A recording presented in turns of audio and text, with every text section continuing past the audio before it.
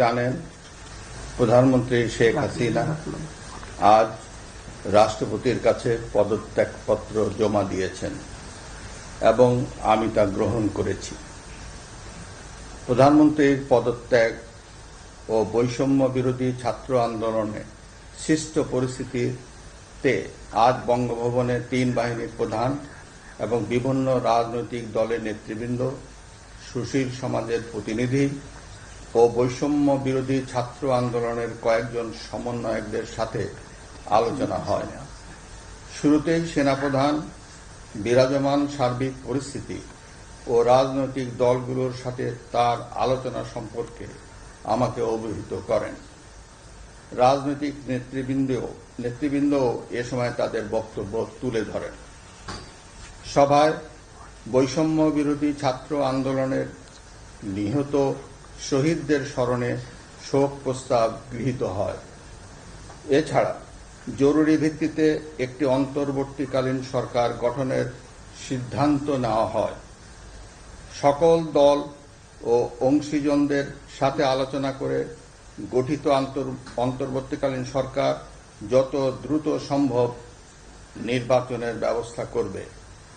বৈষম্য বিরোধী ছাত্র আন্দোলন ও বিভিন্ন মিথ্যা মামলায় আটকসহ সকল বন্দীদের মুক্তি দেওয়া হবে।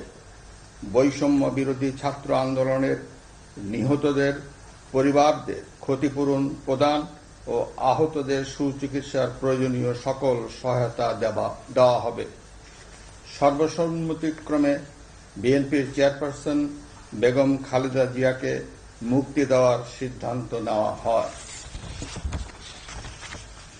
প্রিয় দেশবাসী, আমি দেশের আইন শৃঙ্খলা পরিস্থিতি স্বাভাবিক করতে এবং লুপ্তরাজ ও ধ্বংসাত্মক কর্মকাণ্ড বন্ধ করতে রাজনৈতিক দলগুলোর প্রতি আহ্বান জানাচ্ছি। জনগণের জানমাল ও রাষ্ট্রীয় সম্পদ রক্ষায় সশস্ত্র বাহিনীকে কঠোর পদক্ষেপ নেওয়ার নির্দেশ প্রদান করছি। সাম্প্রদায়িক সম্প্রীতি ও সংখ্যালঘুদের নিরাপত্তা নিশ্চিত করতে এবং সরকারি সম্পত্তি রক্ষায় সকলকে এগিয়ে আসার আহ্বান জানাচ্ছি। দেশের অর্থনীতি, প্রশাসন ও শিল্প কলকারখানা চালু রাখার লক্ষ্যে সকলকে কার্যকর ভূমিকা রাখার আহ্বান জানাই।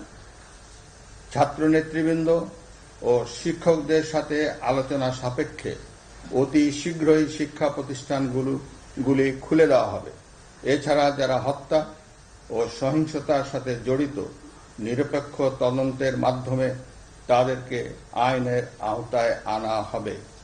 গণপ্রজাতন্ত্রী বাংলাদেশের সংবিধান অনুযায়ী অনতি বিলম্বে বর্তমান সংসদ বিলুপ্ত করা হবে।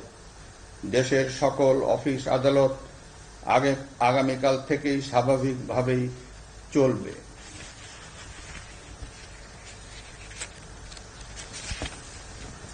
প্রিয় দেশবাসী, আসুন আমরা দেশকে বাঁচাতে একযোগে কাজ করি।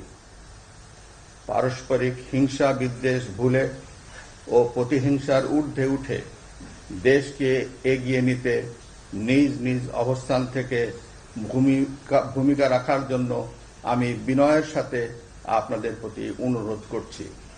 একটি সুন্দর ও সোনালী ভবিষ্যতের প্রত্যাশায় আমরা এগিয়ে যাব ইনশাআল্লাহ। মহান আল্লাহ আমাদের সহায় হন। খোদা হাফেজ। বাংলাদেশ চিরজীবী হোক।